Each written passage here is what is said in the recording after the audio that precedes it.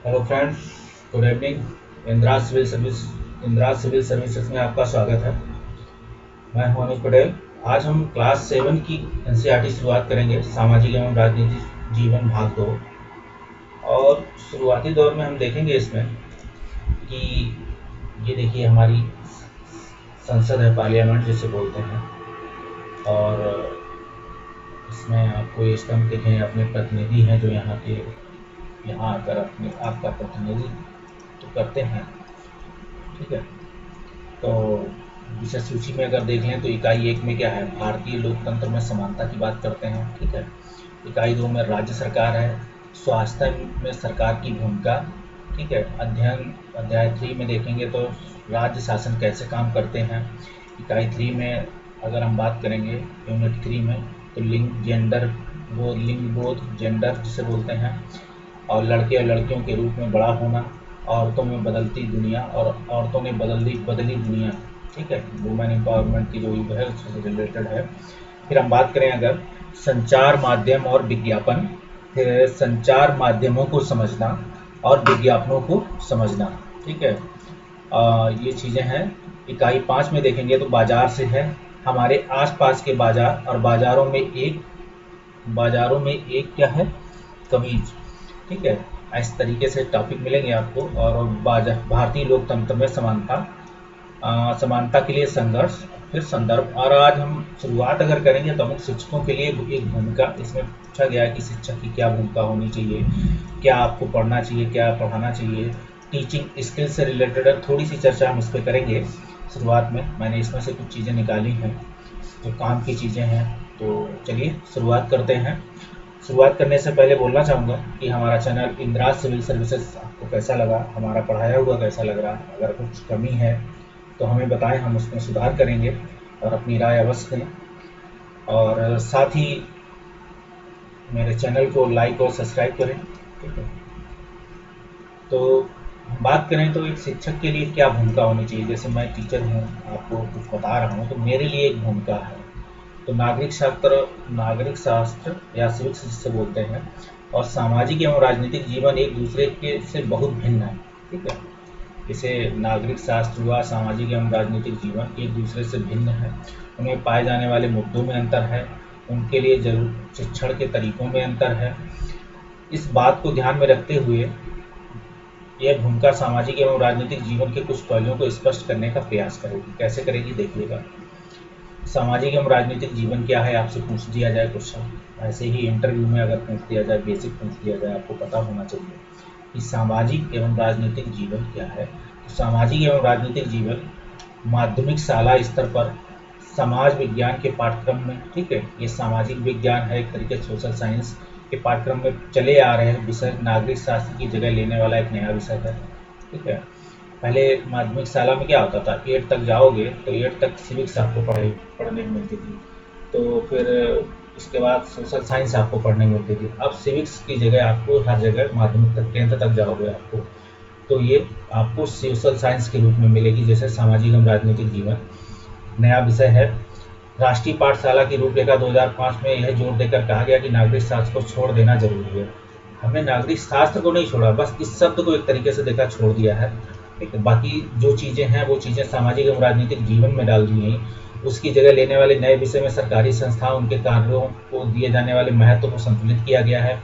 ठीक है, कुछ नई चीज़ें जोड़ी गई, कुछ काम की चीज़ें उसमें से हो सकता है कुछ नागरिक शास्त्र में कुछ ऐसी चीज़ पढ़ते हों, जैसे थिंक और थॉट हम लोग छोटे पे पढ़ते रहते थे। अगर आप देखा होगा कि 7, 8, 9 में अगर सिविक्स होगी आपके पास तो आप उसमें भी पढ़ते होंगे ये चीज़।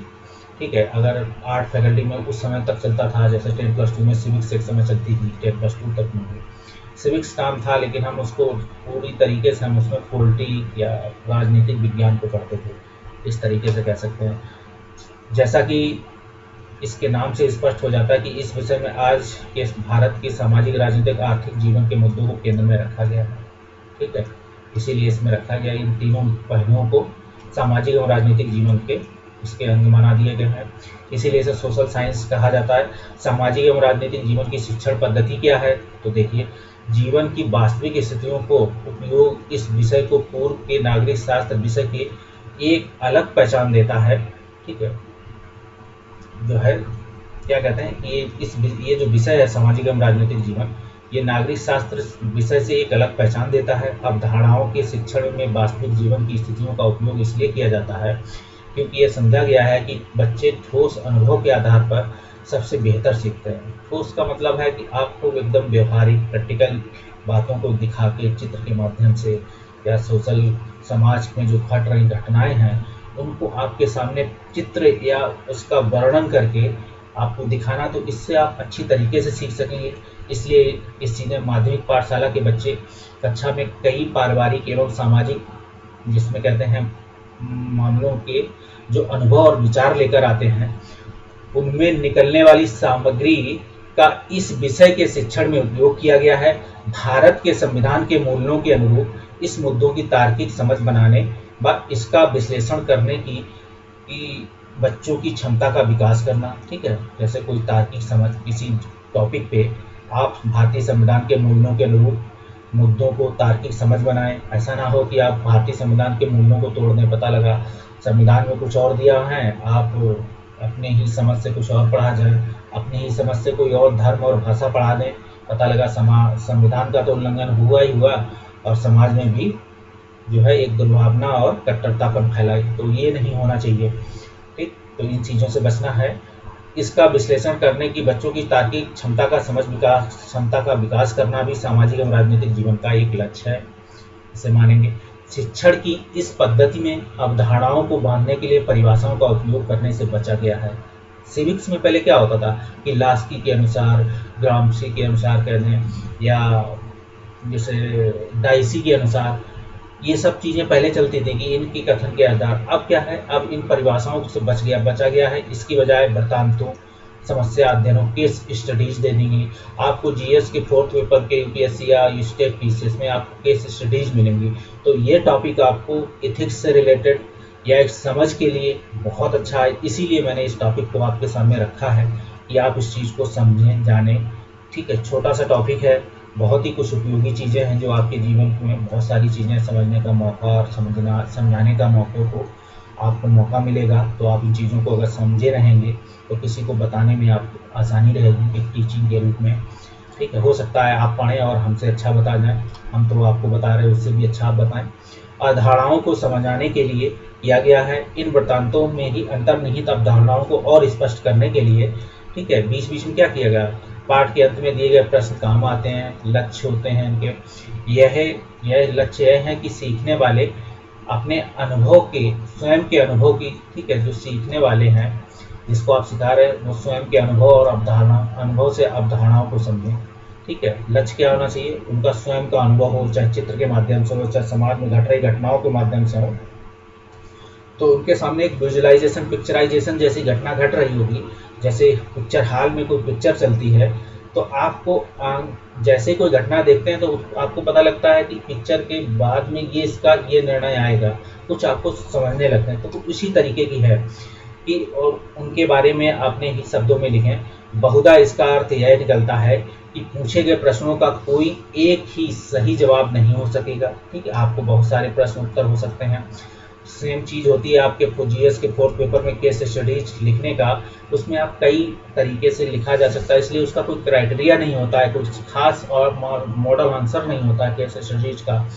ये सब चीज़ें आपको जब ये चीज़ समझे रहेंगे तो जीएस के 4th पेपर में आपको बहुत अच्छा कुछ करने समझने का मौका मिलेगा। ठीक है, बहरहाल कोई भी जवाब गलत जरूर हो सकता है, यह शिक्षकों को आंकना है। ठीक है, अगर आप संवैधानिक भाषा से हटकर या संवैधानिक मूल्यों से हटकर कोई काम लिखेंगे, कोई केस स्टडीज दी गई है आपके साथ और उस पर आप इतर उत्तर लिख दें, पता लगा आपको एक स्वास्थ्य या किसी ऐसे पे स्टडी दी गई है और आप उस पर लिख रहे हैं आर्थिक पे, तो आप भटके नहीं, आपको सब्जेक्ट वही रहना चाहिए, आंसर का प्रतिरूप या आंसर का मॉडल बदल जाना चाहिए। ठीक है, कोई बंधा हुआ एक मॉडल होता नहीं है केस स्टडीज का। किसी प्रश्न के जवाब में कही गई कोई बात किस हद तक पाठ की अवधारणा में बच्चों को समझ में प्रदर्शित करती है, उनको ये चीज़ समझ में आए। ठीक है, और हम जानते हैं कि बच्चे अपनी समझ और अपने मन में बनने वाली अवधारणाओं को आपस की वास्तविकताओं पर लागू करते हुए बेहतर तरीके से सीखते हैं। ठीक है, हम हों या आप हों या बच्चे हों, बच्चों के लिए खास ज़रूरी होता है ये एकदम एक्सपीरियंस एकदम लैब में परीक्षण टेस्टेड है कि बच्चों को अगर पिक्चर के साथ कोई चीज़ बताई जाती है, साइकोलॉजी है ऐसी कि पिक्चर सामने आप स्वयं देखो कि आपको कोई चीज़ पढ़ाई जा रही हो, अगर उसके साथ आपको पिक्चर भी दिखाई जाती है तो आपको पिक्चर लंबे समय तक याद रहती है। ठीक है, बजाय आप कुछ चीज़ पढ़ते हैं वो थोड़ी देर याद रह सकता है, हो सकता है पिक्चर के माध्यम से जो चीज़ें बोली गई वो कहानी आपको लंबे समय तक याद रहती है।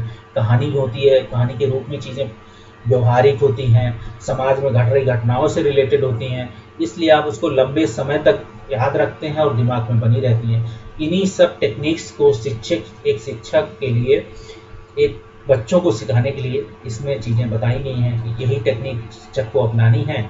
और आप भी जब कभी केस स्टडीज या कभी टीचर बनेंगे, किसी को बताएंगे, तो इस चीज़ को आप बेहतर तरीके से, किसी को उत्तर तार्किक हो, आपका उत्तर तार्किक हो, बताने का तरीका तार्किक हो। ठीक है, तो हर बात में पता लगा कि आप ऐसे नहीं ऐसे, तो कोई चीज़ तार्किक हो तो उसको समझना ज़रूरी भी है और बताना भी ज़रूरी है। तब क्या यह संभव है कि एक राष्ट्रीय स्तर की पाठ्य पुस्तक हमारी भिन्न भिन्न स्थानीय स्थितियों को, जिनसे मिलकर हमारा राष्ट्र बनता है, ठीक ढंग से जगह दे पाएगा। ठीक है, राष्ट्रीय स्तर की पाठ्य पुस्तक जो होती हैं भिन्न भिन्न स्थानीय स्थिति मतलब पूरे देश की स्थितियों को दिखाएगा। कई केस जैसे स्वास्थ्य में रिलेटेड, स्वास्थ्य से संबंधित मुद्दों को प्रस्तुत किया जाएगा। लोकतंत्र है तो जगह जगह समस्याओं से रिलेटेड, प्रतिनिधियों से रिलेटेड मुद्दों को प्रस्तुत किया जाएगा। यही सब होता है जिनसे मिलकर हमारा राष्ट्र बनता है, ठीक ढंग से आप जगह दे पाएंगे। ठीक है, यह पुस्तक शिक्षण के इस सिद्धांत पर तैयार की गई है कि बच्चे अपने अनुभव से, अपनी सोच से अवधारणाओं को समझने अच्छी तरीके से सीख सकते हैं। इससे एक विसंगति पैदा हो जाती है कि राष्ट्रीय स्तर पर लिखे गए पाठ ना तो भिन्न भिन्न स्थानीय होते हैं। ठीक है, तो ये विसंगति पैदा हो सकती है आपको, कि आपको लगेगा कि यहाँ कुछ अलग है, कि राष्ट्रीय स्तर पर लिखे गए पाठ ना तो भिन्न हैं ना ही स्थानीय। ठीक है, एक जैसे आपको दिखेंगे, ऐसा होगा। ये देखिए, आपको पिक्चराइजेशन के माध्यम से आपको कोई चीज़ बताने की कोशिश करते हैं। कैसे करते हैं, देखिए पिक्चर है, महिला हैं लाइन में लगी हैं, या तो ये वोटिंग के लिए खड़ी हैं, या फिर हो सकता है स्वास्थ्य लाइन में खड़ी हो, या सरकार कोई ऐसी सेवा हो जिसके लिए लोग लाइन में लगा के खड़े हों। ठीक है, एक तो कानून है। तो राजनीतिक एवं सामाजिक जीवन की विषय वस्तु में कई समुदायों के विशेषण रूप से नाम दिया गया है, जैसे दलित, मुसलमान, गरीब आदि। ठीक है, एक अलग अलग नाम यह है। किताब शिक्षकों पर भरोसा करती है कि वे पाठ पढ़ते समय सभी विद्यार्थियों की गरिमा का ध्यान रखेंगे और उनका इज्जत करेंगे। ठीक है, आप वैसे भी सभी धर्मों की और सभी व्यक्तियों की गरिमा का हमेशा ध्यान रखें। ठीक है, उनकी इज्जत करें। स्थितियों के विभिन्न पहलुओं का प्रतिनिधित्व दे सकते हैं। ठीक है, स्थितियाँ कोई हैं जैसे अलग अलग, उनका प्रतिनिधित्व आप लीडरशिप दे सकते हैं। ना ही वे यह मान कर लिखे जा सकते हैं कि वे खास सामाजिक सांस्कृतिक पृष्ठभूमि के बच्चे को संबोधित कर रहे हैं। ठीक है, आप कोई चीज़ पढ़ा रहे हैं तो किसी खास एरिया को लेकर मत कीजिए। ठीक है, ऐसा एरिया कि जो किसी की गरिमा, किसी के धर्म को लेकर हो और बोला जाता हो। अगर कोई चीज़ अगर गलत है तो वो चीज़ भूली जाए ताकि वो तभी हो। इसलिए सामाजिक और राजनीतिक जीवन में प्रस्तुत किए गए उदाहरण बाबा ग्रामीण नगरीय स्थितियों का मिश्रण है। ठीक है, जिनमें सीखने वाले व्यक्ति की कोई स्पष्ट शर्म नहीं होती है। अब बात करें कक्षा में अध्ययनों को पढ़ाने की महत्वपूर्ण क्रिया के अलावा यह विषय शिक्षकों से और कौन कौन सी जरूरी भूमिका निभाने की उम्मीद रखता है। यह विषय कई कारणों से कक्षा में शिक्षकों से एक अत्यंत महत्वपूर्ण भूमिका की अपेक्षा रखता है। सर्वप्रथम इस पुस्तक के अध्याय की कई विशिष्ट समुदायों का उल्लेख करते हैं, जैसे दलित, मुसलमान, गरीब। ठीक है, इसकी अगर हम बात करें, इसका विभिन्न मुद्दों की चर्चा करते हैं। इसके कारण कक्षा में असहज वातावरण बन सकता है। अगर विभिन्न मुद्दों, खासकर तब जब वहाँ अलग अलग सामाजिक, सांस्कृतिक और समता आर्थिक पृष्ठभूमि के बच्चे मौजूद होते भी हैं। हम यह अपेक्षा करते हैं कि शिक्षक संवेदनशीलता के साथ साथ प्रत्येक बच्चे की गरिमा का आदर करने की पूरी प्रतिबद्धता के साथ सामग्री पर कक्षा में शिक्षण कार्य करवाने का भूमिका होती है वो निर्वाह करेगा ठीक से। दूसरी अपेक्षा की जाती है क्योंकि राष्ट्रीय स्तरीय पुस्तकें स्थानीय संदर्भों के साथ एक सीमित तौर पर जुड़ जा सकती है। शिक्षक अवधारणाओं की चर्चा में स्थानीय उदाहरणों को लाने का प्रयास इस तरह करेंगे कि प्रत्येक अवधारणा से वह तर्क और वह समझ पुष्ट हो सके जो पुस्तक लिखने के लेखकों का उद्देश्य है। आप वही अवधारणा जैसे कोई समाज से रिलेटेड, कोई स्वास्थ्य से रिलेटेड, कोई न्याय से रिलेटेड है, तो न्याय के टॉपिक में न्याय से रिलेटेड ही चर्चा को आपको उदाहरण दें, स्वास्थ्य से रिलेटेड आप स्वास्थ्य का कोई उदाहरण दें, ठीक है। तभी आपके जो लेखक ने आपके लिए किताब लिखी है तभी उसका उद्देश्य पूरा होगा। यह विषय संविधान में मान्य मूल्यों को आत्मसात करने में किस तरह मदद करता है, ठीक है। पहली नज़र में आप किसी को यह आभास हो सकता है कि इस पुस्तक की वास्तविक स्थितियों की चर्चा करने से संविधान के मूल्यों और आदर्शों को सिखाने के उद्देश्य के साथ साथ विरोधाभास पैदा हो जाता है, ठीक है। बहरहाल हमने इसे एक तकनीक के रूप में इसलिए अपनाया है क्योंकि नागरिक शास्त्र की अभी तक प्रचलित पुस्तकों की समीक्षा ने यह बात उभारी है कि वे अध्ययन संविधान के आदर्शों का ही शिक्षण देती थी, सिर्फ संविधान के आदर्शों का देती थी, ना ही किसी समस्या से रिलेटेड कोई बात करती थी, ठीक है। उन वास्तविकताओं को बहुत कम जगह देती थी जो इन आदर्शों से भिन्न थी। क्योंकि सीखने वाले बच्चे इन वास्तविकताओं से अपने जीवन में बहुत वाकिफ हो चुके रहते हैं, इन्हें अनदेखा करने से सामाजिक और राजनीतिक अवधारणाओं का शिक्षण बहुत उपदेशात्मक और असंबंधित सा हो जाएगा। इसकी बजाय यह नया विषय लोगों के अनुभव से निहित चेतना का उपयोग करके सीखने वालों को संविधान के मान्य मूल्यों की वैधता को और उनकी गंभीर जरूरत को महसूस करने और समझने में मदद करता है।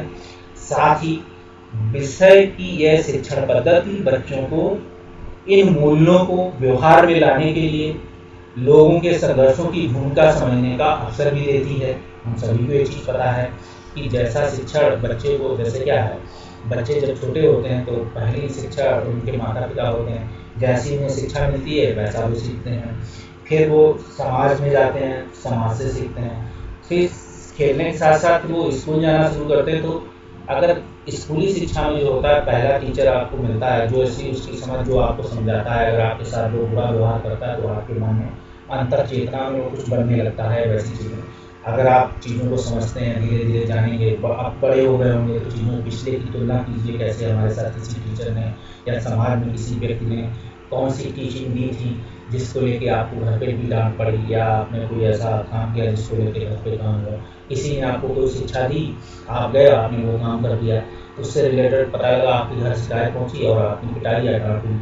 तो ये शिक्षण की भूमिका, यही शिक्षण की भूमिका है कि शिक्षा ऐसी देनी चाहिए जो समाज में मूल्यों से रिलेटेड हो, सामाजिक, राजनीतिक, आर्थिक संदर्भों को समझते हुए, समाज की बुराइयों को समझते, समाज की समस्याओं को समझते हुए, समाज के सोशल जस्टिस को समझते हुए हमको एक शिक्षा ऐसी देनी है कि हर व्यक्ति की गरिमा, हर धर्म की गरिमा का हमें ध्यान रहे। एक टीचर की भूमिका हमें ऐसी निभानी होती है।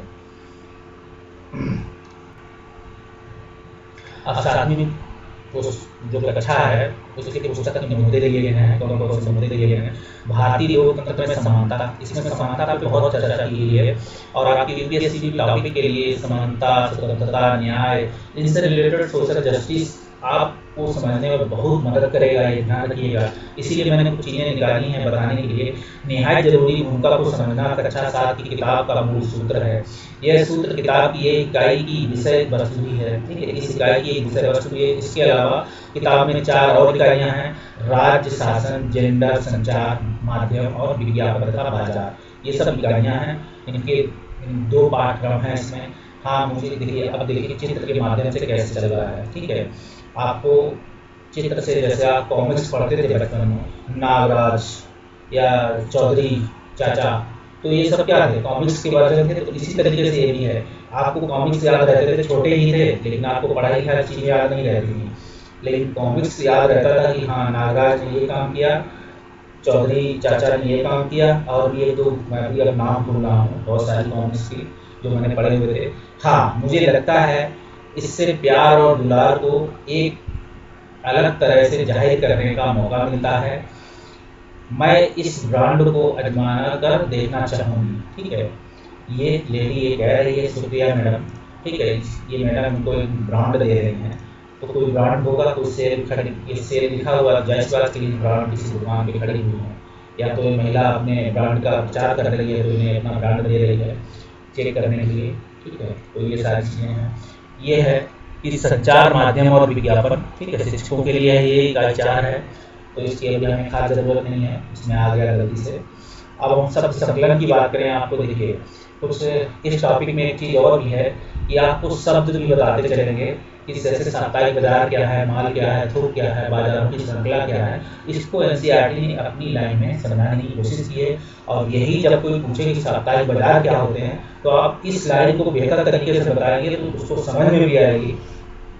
अगर कहीं लिखने को आता है तो आप इस लाइन को लिखेंगे भी तो आपको अच्छे, अगर जहाँ कंपटीशन की बात होगी वहाँ आपको अच्छे मार्क्स मिलेंगे। दोनों चीज़ें हैं। तो ये बाजार नियमित बाजार नहीं होते हैं, साप्ताहिक बाजार बरए एक नियत स्थान पर सप्ताह में 1 या 2 बार लगाए जाते हैं। इन बाजारों में घरेलू सामान की लगभग सभी चीज़ें मिलती हैं, जैसे सब्जी से लेकर कपड़े और बर्तन। ठीक, साप्ताहिक बाजार आपके मार्केट आपके एरिया में लगते होंगे। आपको पूछा जाए साप्ताहिक बाजार क्या होता है, तो आप कहेंगे वो जो मंगलवार को लगता है वो, और जो मंडे को लगता है, यही साप्ताहिक बाजार है। अब इसको एक्सप्लेनेशन करने को दिया जाए कि इसको 2 लाइन में लिखो, तो इसी तरीके से लिखना कि ये बाजार नियमित बाजारों के बाजार नहीं होते हैं, बल्कि नियत स्थान पर सप्ताह में 1 या 2 बार लगते हैं। इन बाजारों में घरेलू सामान की लगभग सभी चीज़ें मिलती हैं, सब्जी से लेकर कपड़े और बर्तन। अब पूछा जाए आपसे माल क्या है, यह चारों ओर से घिरा हुआ दुकानदारी का स्थान होता है। ठीक है, अगर आपसे पूछा जाए माल की एक्सप्लेनेशन के लिए, देखिए आप चारों ओर से घिरा हुआ क्या है, दुकानदारी का एक स्थान होता है। इसकी इमारत बहुत बड़ी होती है, जिसमें कई मंजिलें, दुकानें, रेस्तरां, कई कभी कभी सिनेमा घर तक होते हैं। इन दुकानों में प्रायः ब्रांड वाले उत्पाद बिकते हैं, आपको पता है। थोक क्या है, इसका आशय बहुत बड़ी मात्रा में खरीदना और बेचना होता है। थोक क्या है, इसका आशय बहुत बड़ी मात्रा में खरीदना और बेचना होता है। अधिकांश उत्पादों, जिनमें सब्जी, फल और फूल आदि भी शामिल हैं, के अपने अपने विशेष थोक बाजार होते हैं। ठीक है, अपने अपने थोक विशेष बाजार होते हैं, यही थोक होता है। अब बाजारों की श्रृंखला की बात करें, यह बाजारों की एक श्रृंखला है जो परस्पर एक दूसरे से कड़ियों की तरह क्या होती हैं, जुड़ी होती हैं, क्योंकि उत्पाद एक बाजार से होते हुए दूसरे बाजार तक पहुँचते हैं। बाजारों की श्रृंखला है। ठीक, आप कई बाजार यहाँ से खरीदा, पता लगा आप दिल्ली के चाइना मार्केट से कोई माल खरीदते हैं, फिर आप लेके जाते हैं अपने लोकल एरिया की मार्केट में, पता लगा आपका वहाँ भी थोक मूल्य बाजार मार्केट है आपका अपना, वहाँ से लोग लोकल एरिया के हो सकता है आपसे खरीद के लेके जाते हो। तो ये बाजारों की एक श्रृंखला होती है। ये बाजारों की एक श्रृंखला है जो परस्पर एक दूसरे से कड़ियों की तरह जुड़े होते हैं, क्योंकि उत्पाद एक बाजार से होते हुए दूसरे बाजार में पहुंचते हैं। जहां उत्पाद जो होते हैं, उत्पादन होता है, उत्पाद से बड़े बाजार थोक बाजार होते हैं, थोक बाजार से दूसरे एरिया के थोक बाजारों में जाते हैं, वहां से छोटे फुटकर विक्रेता और दूसरे बाजारों में लेके जाते हैं। तो ये एक चैन श्रृंखला होती है बाजारों की। ठीक है, फिर हम बात करें अंत में प्रश्न, जिनमें चित्रों, कथाओं, अनुभवों के विषय वस्तु को आधार बनाया गया। अध्ययन के बीच में आने वाले प्रश्नों का उपयोग करते हुए शिक्षक यह भी आकलन कर सकते हैं कि बच्चों ने विषय वस्तु को किस रूप में ग्रहण किया है। आप बीच बीच में जैसे हम पढ़ा रहे हैं तो हमें ये आकलन होना चाहिए कि अगर हम बता रहे हैं तो बच्चे इससे क्या सीख रहे होंगे, कैसे सीख रहे होंगे, क्या इनके लिए उपयोगी है। इस टॉपिक को सिर्फ बताने का मेरा सिर्फ इतना ही रीजन है कि इसमें से कुछ चीज़ें आपको तो किसी भी विषय को समझने में मदद मिलेगी। आपको कोई भी टॉपिक पढ़ना हो, नहीं समझ में आ रहा हो, तो उसको समाज से, समस्याओं से, वो टॉपिक का विषय वस्तु है उससे रिलेटेड आप समाज में देखें, उस चीज़ को समझें कैसे घटित हो रही हैं। क्योंकि यही जब आप आपस में इंटर रिलेशन कर सकेंगे, एक्सप्लेनेशन कर सकेंगे, तो आप चीज़ों को समझ भी चुके और अपडेशन भी आपका अच्छा होगा, और लिखने की शैली भी आपकी अच्छी हो जाएगी, और आपके मार्क्स नो डाउट पहले से अच्छे हो जाएंगे। चाहे आप इस चीज़ को अपना के देखें, आपके लिए बेहतर होगा। अध्याय के अंत के प्रश्न आमतौर पर अध्याय की मुख्य अवधारणाओं पर आधारित है, और बच्चों से इन अवधारणाओं को अपने शब्दों में समझा पाने की मांग कर सकते हैं, आप यह करते हैं। ठीक है, तर्क करने की क्षमता देखिए क्या है। ठीक है, ये है निम्नलिखित प्रश्न आकलन करते हुए मदद करते हैं कि सीखने वाले ने अध्याय की अवधारणाओं की सतह समझा है, निहित विचारों को अपने शब्दों में व्यक्त करने, नए संदर्भों को लागू करने में किस तरीके से आप सक्षम हैं। ठीक है, जैसे क्या है, कानून के सामने सभी व्यक्ति क्या है बराबर, आर्टिकल 14 आपको पता होगा। इस तरह से आप क्या समझते हैं, आप इसके बारे में लिख सकते हैं। आपके विचार में यह लोकतंत्र में महत्वपूर्ण है। ठीक है, लोकतंत्र का आधार है। ठीक, आप समझ सकते हैं इस चीज़ का। मुख्यमंत्री और अन्य मंत्रियों द्वारा लिए गए निर्णयों विधानसभा में बहस भी होनी चाहिए।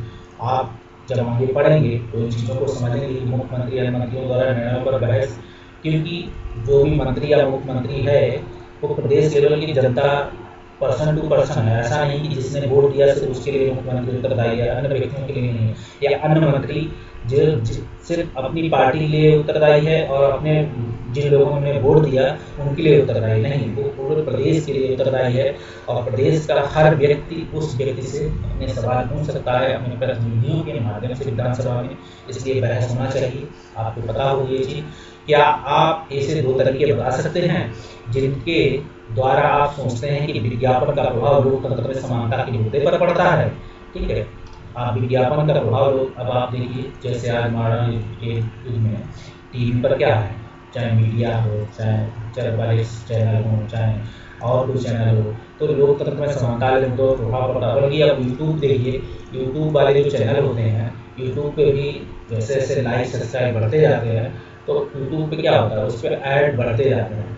ठीक है, और ऐड का पैसा यूट्यूब पर आपको मिलता है, इसलिए आपको चलने का वो फ्री आपको चीज़ें अवेलेबल कराता है। आपको क्या लगता है कि आपके मोहल्ले की दुकान में सामान कैसे आता है? आपको पता है, थोक बाजार, ठीक है, बाजार श्रृंखला होती है। पता लगाइए कि उदाहरणों से बताइए, आपको बताया था ये चीज़। अब देखिए, बड़े व्यापारिक प्रतिष्ठान क्या हैं, जैसे रेडियो, टीवी, समाचार पत्र के मालिक, ठीक, अपने उत्पादों का विज्ञापन देते हैं। किसमें देते हैं? आपको टीवी मिलेगा, न्यूज़पेपर मिलेगा, रेडियो मिलेगा। ठीक है, और संचार का माध्यम क्या होगा? विज्ञापनों से उत्पादों को बढ़ावा मिलता है आपको एक व्यापारिक प्रतिष्ठान के माध्यम पर ये है। और लोग संचार के माध्यम से देखकर उत्पाद खरीदते हैं। आपको कोई भी, जैसे शर्ट है, टी शर्ट है, जूते हुए, आपको कोई मोबाइल हुआ, आपका कोई जैसे आपको कोई लैपटॉप चाहिए, गैजेट्स हुए, जितने भी हुए इलेक्ट्रॉनिक उत्पाद हुए, आपकी लाइफ स्टाइल से प्रोडक्ट चीज़ें हुई, आपको खाने पीने की चीज़ें, क्या है आज ये सब क्या है? विज्ञापनों का हिस्सा है। जितना अच्छा किसी का विज्ञापन है वो चीज़ उतनी अच्छी मानी जाती है, चाहे वो चीज़ फिर बहुत ही खराब भी हो सकती है। आप समझदार हैं, इसमें बोलना क्या है। हो सकता है कि आपको लगता है कि जो चीज़ महंगी है वो अच्छी है, ऐसा नहीं है।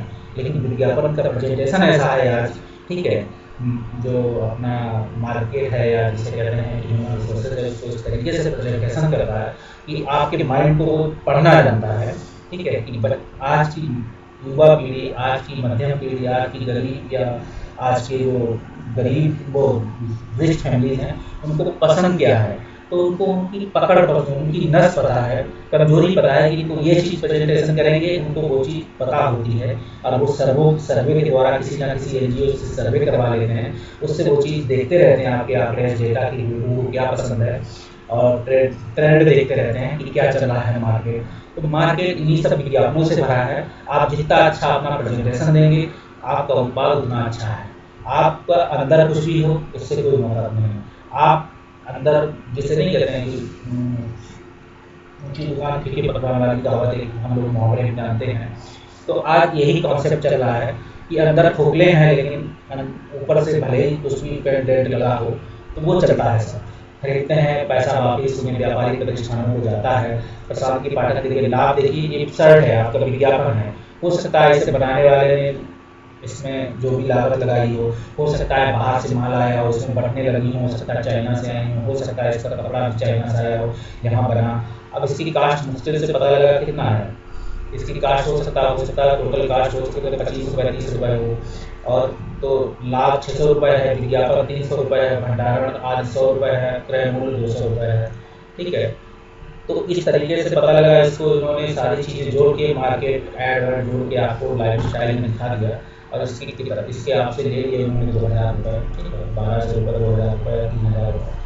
तो इस तरीके से वो प्रेजेंटेशन करते हैं कि जो चीज़ ज़्यादा महंगी है या जो चीज़ ज़्यादा विज्ञापन है, जिनका ज़्यादा नाम सुना है लोगों के मुझसे, या उनका प्रेजेंटेशन अच्छा है, वो चीज़ अच्छी है, तो आप इसे समझ। आज का मार्केट यही चलता है। अब मूल्यांकन के अन्य तरीके भी हैं। हमें इस भ्रांति को मिटाना है कि परीक्षा सीखने वालों का मूल्यांकन करने का सबसे अच्छा तरीका है। इस भ्रांति को हमेशा कि परीक्षाएं सीखने वाले या परीक्षा जिसने पास करी मूल्यांकन का सबसे अच्छा साधन है, नहीं, ऐसा नहीं है। इससे भी ज़्यादा महत्वपूर्ण है कि ऊंची कक्षाओं में मूल्यांकन पद्धतियों में सुधार किया जाए। ठीक है, ऊंची कक्षाओं में मूल्यांकन जो पद्धतियाँ होती हैं, जो मेथड्स होते हैं, उनमें सुधार हो, उनके असर का इंतजार करते हुए, ठीक है, करते रहने के बजाय देखना है कि माध्यमिक स्तर पर सीखने वालों के मूल्यांकन के लिए हमें कौन कौन से वैकल्पिक तरीके प्रयोग कर सकते हैं, इन वैकल्पिक तरीके आजमाकर देखे जा सकते हैं। ठीक है, जैसे आपको उस जगह आपको सर्वे करवा सकते हो कि इससे आपने क्या सीखा है, एनजीओ के माध्यम से उस शिक्षा से आप लोगों की जानकारी ले सकते हैं। तो इस तरीके से आप करेंगे। खुली पुस्तक की समीक्षा, ये होता है खुली पुस्तक परीक्षा। जैसा कि नाम जा रहा है, खुली पुस्तक एक प्रक्रिया है जिसमें विद्यार्थी प्रश्नों के उत्तर देते समय किताब खोलकर दे सकते हैं। आपने बिहार एसएससी का एग्जाम दिया है कभी? उसमें बच्चों को किताब दे दी जाती है कि आप किताब से कर सकते हैं, लेकिन फिर भी बच्चे नहीं कर पाते हैं, ऐसा हमने सुना है। इस अभ्यास विद्यार्थियों को याद करने और भार के बिना उत्तर चुनने के मौके देती है। ठीक है, विद्यार्थी को कहा जाता है कि प्रश्नों को ध्यान में रखकर पाठ को 2 बार पढ़ें। इस प्रक्रिया के लिए नए प्रश्न बहुत जरूरी हैं। खुली पाठ अभ्यासों के इसके लिए ऐसे प्रश्न सबसे अच्छे होते हैं जो विद्यार्थी को अनुमान लगाने, जानकारी के आधार पर समझ बनाने, ठीक है, उन्हें अनुमान जैसे विजुअलाइजेशन, जैसे खुली दे दिया कि आप इस प्रश्न दे दिया, आप इस प्रश्न का उत्तर इसमें ढूंढ लीजिए। तो आप जब समझे रहेंगे, चीज़ों को जाने रहेंगे, तभी आपको समझ होगा कि ये उत्तर किस टॉपिक का है, कहाँ मिल सकता है, तभी आप उसे पढ़ पाएंगे। तो यही एक आधार है कि बच्चों को क्या समझ करनी हुई है। ठीक है, जानकारी के आधार पर समझ बनाने और प्रश्नों की समझ बनाने के मौके देते हैं। इस बात पर जोर दिया जाना चाहिए कि विद्यार्थी अपनी समझ के आधार पर अपने शब्दों में उत्तर दें। ठीक है, मौखिक विवेचन एवं समझ कक्षा में बातचीत करके कितना बच्चे कुछ अभिव्यक्त करते हैं, फिर भी हर शिक्षा प्रणाली अक्सर इसको बेकार मानती है। बल्कि ये शिक्षा प्रणाली प्रेजेंटेशन या बच्चों में स्किल डेवलप का सबसे अच्छा साधन है, मुझे लगता है। ठीक है, जो आज चाहे फॉरेन एजुकेशन हो, चाहे अपने यहाँ कुछ बड़ी यूनिवर्सिटीज हैं, इसमें क्या होता है, डिबेट किसी चर्चा पर डिबेट होती है, उसी हिसाब से उसको मार्किंग होती है। अपने साथियों से सीखना। ठीक है, अगर आप क्लास में नहीं है मौखिक विवेचन, तो आप अपने क्लास में बच्चों के साथ सीखिए। मौखिक अभिव्यक्ति को बढ़ावा दिए जाने की ज़रूरत है। अपने यहाँ मौखिक अभिव्यक्ति सबसे कम ज़रूरत है। आज अपने यहाँ स्किल को बढ़ावा देने का मतलब बच्चे बोलते नहीं हैं, बच्चे अपनी बात कहने से डरते हैं।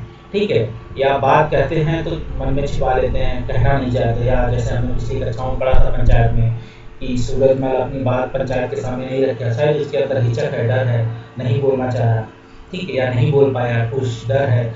मौखिक जो मूल्यांकन के अभ्यास ऐसे मौके देते हैं जिसमें मौखिक अभिव्यक्ति और साथियों से सीखने को बढ़ावा भी मिलता है। ठीक है, जिससे मौखिक अभिव्यक्ति और साथियों से सीखने, आप किसी से जब बात करेंगे तो आपको कुछ नई चीज़ें सीखने को मिलेंगी। इस किताब के पाठ में बच्चे बीच बीच में कई ऐसे प्रश्न दिए गए हैं जिसका उत्तर मौखिक रूप से दिया जा सकता है। अध्यापक को यह प्रक्रिया कक्षा में शुरू करनी चाहिए। ठीक, अगर अध्यापक के रूप में है तो ये प्रक्रिया आप शुरू कर लें, तभी आप जब पढ़ाएं, अगर टीचर बन जाए, ठीक है, टीचर हो, तभी आप इस चीज़ को अपनाएं।